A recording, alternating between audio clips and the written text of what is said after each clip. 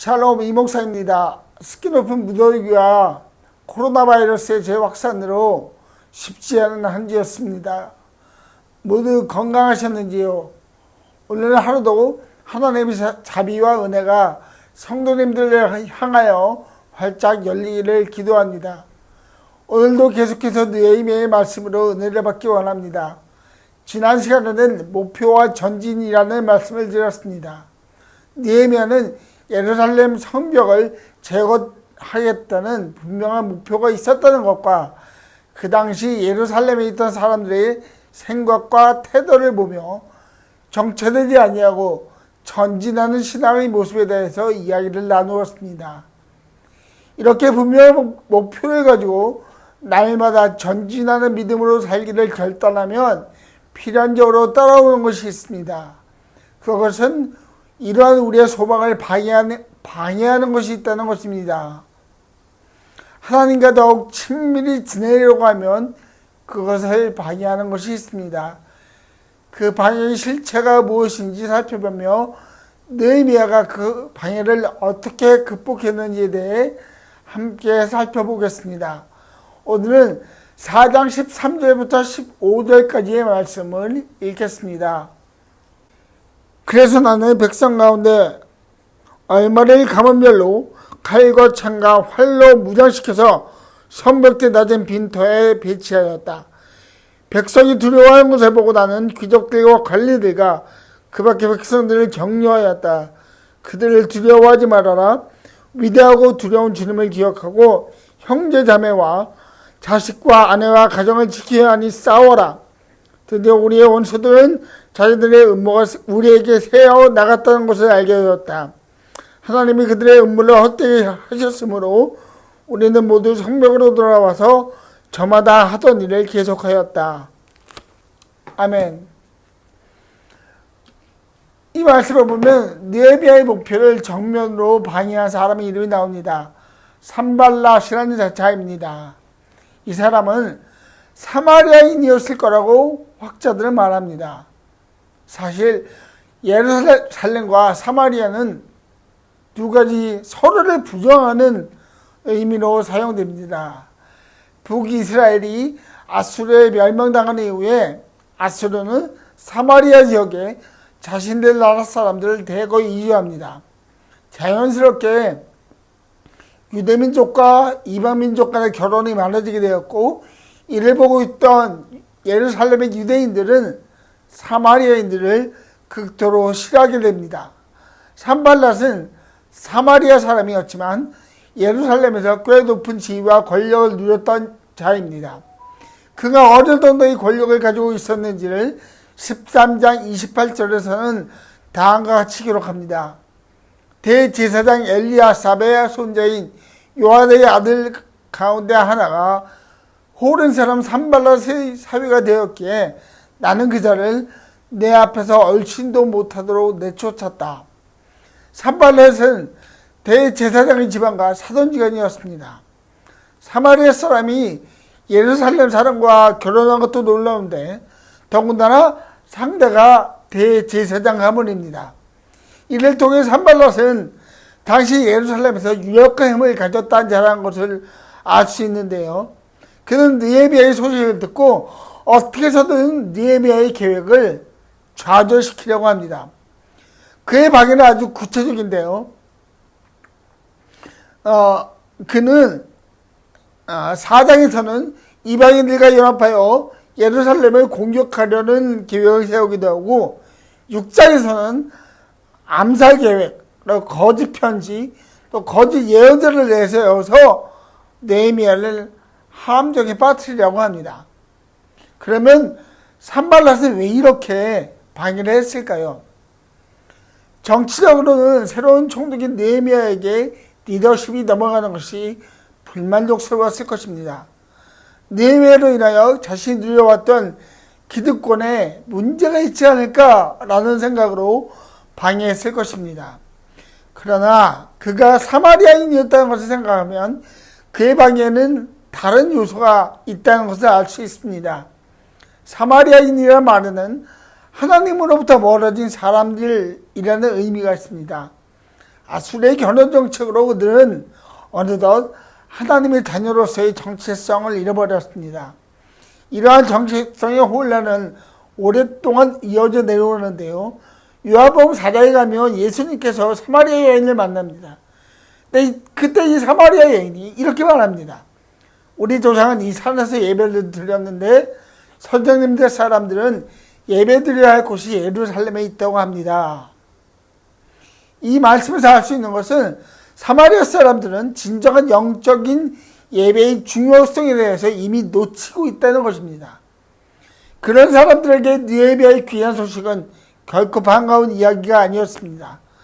예루살렘으로 다시 모든 것이 집중되고 하나님이 임재하시는 성전의 모습이 다시 영광스럽게 드러나는 것을 사마리아 사람들에게는 자신의 영적인 정체성, 즉 본질을 잃어버린 자신들의 모습을 스스로 드러내야 하는 것으로 생각했을 것입니다. 그래서 길을 쓰고 방해합니다. 비록 산발랏은 자신의 방해가 정치적인 이유라고 생각했겠지만 사실 그것은 영적인 방해였습니다. 느헤미야의 계획이 정치적인 일이 아니었기 때문입니다. 그의 일은 하나님을 위한, 하나님을 향할 영적인 일이었습니다. 하나님의 계획을 완성하고자 하는 일이었습니다. 이러한 영적 방향의 일이 지금 이 시간에도 일어나고 있습니다. 지금 저희가 살고 있는 이 시대를 포스트 모더니즘이라고 부릅니다. 포스트 모더니즘의 특징은 절대적 진리나 기준에 대한 거부입니다. 절대적이라는 단어를 극도로 싫어합니다. 그래서 느낌이라는 단어를 아주 좋아합니다. 내 느낌대로, 내 feel대로. 사람들이 자주 하는 말입니다. 기준이 자신의 감정입니다. 자신의 눈에 좋은 것이 기준입니다. 그리고 그 기준이 맞다라고 생각합니다. 느낌이 우선시 되니 권위라는 단어는 가장 나중에, 아니 어쩌면 쓰이지 않는다는 것이 되었습니다. 탈권위 현상입니다. 이러한 도전은 곧 예수님에 대한 도전으로 이어집니다. 사람들이 이렇게 묻습니다. 왜 꼭 예수님만이 진리지요? 왜 하늘나라는 예수님 없이 갈 수 없지요? 당신은 혹시 다른 진리가 있을 거라고 생각해 보시지 않았나요? 이런 질문을 통해 사람들은 예수님만이 진리라는 그분 스스로의 말씀을 거부하는 것입니다. 그 거부가 바로 영적 방해입니다. 하나님께서 사람의 마음 중심에 하나님을 경외하는 마음과 진리에 대한 갈망의 마음을 주셨는데, 그러나 진리를 찾지 못한 사람들은 더욱 열심히 예수님이 진리라는 사실을 거부하고 공격합니다. 마치 예수님 시대에 바리새인이나 율법학자들이 공격한 것과 같은 이유입니다. 이러한 시대적 방해와 함께 하나님 자녀에 대한 구체적인 방해가 있습니다. 오늘 본문을 보면 이러한 영적 방해가 두 가지로 나뉠 수 있음을 보여주는데, 하나는 말이고 하나는 행동입니다. 2절 말씀을 보면 산발랏의 방해가 기록되어 있습니다. 그는 말로 비웃습니다. 힘이 없는 유대인이 다시 성벽을 쌓는 것은 불가능하니 포기하라는 것입니다. 예루살렘에서 가장 중요한 행사인 제사 부분까지 언급하면서 불가능하다라고 얘기합니다. 영적 방해자들은 절대적 진리는 불가능하기 때문에 그런 분에게 예배드리는 것은 아무런 가치가 없는 일이라고 말하며 포기하라고 말합니다. 도비야도 똑같이 이야기합니다. 다시 일어설 그 성벽이 여우 한 마리가 올라가도 무너질 것이라고 얘기합니다. 하나님의 자녀들이 말씀을 붙잡고 기도하고 부엌에 소망을 가질 때 그것은 불가능하다고 얘기합니다. 다른 하나는 구체적 행동입니다. 예루살렘에 대한 공격, 느헤미야에 대한 암살 계획, 거짓 편지 모두 구체적 행동입니다. 이는 마음을 어지럽게 하려는 전략입니다. 마음을 어지럽게 해서 하나님에게 집중할 수 있는 기회를 갖지 못하게 하는 것입니다. 사단의 전략은 딱 하나입니다.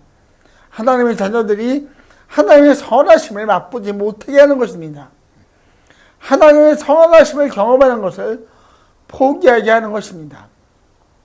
그렇다면 하나님의 자녀들은 이러한 방에 대하여 어떻게 대처해야 할까요? 먼저는 우리의 영적 방해들에 대해 기도해야 합니다. 느헤미야는 이렇게 기도합니다. 우리 하나님 들어주십시오. 우리가 이렇게 업신여김을 받고 있습니다. 제발 우리에게 퍼붓는 그 욕이 그들에게 되돌아가게 하여 주십시오. 그들이 노략을 당하고 남의 나라로 끌려가게 하여 주십시오. 그의 죄를 용서하지 마시고 그들의 죄를 못 본 채 하지 마십시오. 그들이야말로 성을 찾고 있는 우리 앞에서 주님을 모욕한 자들입니다. 느헤미야는 자신이 처한 상황이 방해에 둘러싸여 있다고 말합니다. 그리고 이런 방해가 하나님의 심판으로 공의가 드러나길 소망하며 기도합니다. 하나님께서 그 방해의 세력들을 진멸시키신다는 믿음의 기도를 합니다. 저희들도 마찬가지입니다. 하나님 앞으로 나아갈 때 영적인 방해를 인식하시고 인지하시면 다음과 같이 기도하면 좋겠습니다. 하나님 앞으로 나아가려는데 이러한 방해가 있습니다. 그 방해는 때로는 저희를 하나님에게 집중하지 못하게 합니다. 하나님 도와주십시오. 하나님 앞에 서려고 하는 나의 영혼이 업신여김을 받고 있습니다. 그 방해는 오직 예수 그리스도의 이름으로 이길 수 있음을 고백합니다. 그 방해를 못 본 채 하지 마시고 승리 예수님의 이름을 제 앞에 나타내 주십시오. 느헤미야의 기도에 응답하신 살아계신 하나님께서 우리의 기도에도 응답하실 것입니다. 기도와 더불어 함께 할 일은 하나님의 말씀에 집중하는 것입니다. 오늘 본문은 저희들에게 하나님의 자녀들은 어떠한 것에 집중해야 하는가를 말하고 있습니다. 산발락과 도비아의 말은 하나님의 뜻과는 먼 말입니다. 그 일은 안 됩니다. 불가능합니다라고 합니다. 아무리 수고해도 결국은 무너지고 마니 왜 합니까? 라고 말합니다. 그런데 이 말에 유다 사람들이 반응합니다. 흙더미는 아직도 쌀더미 같은데 짊어지고 나르다 힘이 다 빠졌으니 우리 힘으로는 이 성벽 다 쌓지 못하리. 아무것도 아닌 하나님의 마음에서 멀어진 사람들의 마음에 새기게 되니 혼란이 생깁니다. 정말 될까? 못할 거야. 주변 이방인들이 이 일을 그냥 보고만 있겠어? 라는 마음에 생긴 것입니다. 이들은 예루살렘 성벽을 위한 하나님의 뜻과 계획에 대해서 하나님에게 묻지 않습니다. 하나님에게 묻지 않으니 자연스럽게 유력한 사람들의 말에 귀를 기울입니다. 그러나 그 유력한 자들의 말이 하나님의 뜻에 반한다는 사실은 알지 못합니다. 영적인 눈이 어두워져서 이렇게 되었습니다. 무슨 일을 할 때 가장 중요한 것은 하나님의 말씀입니다.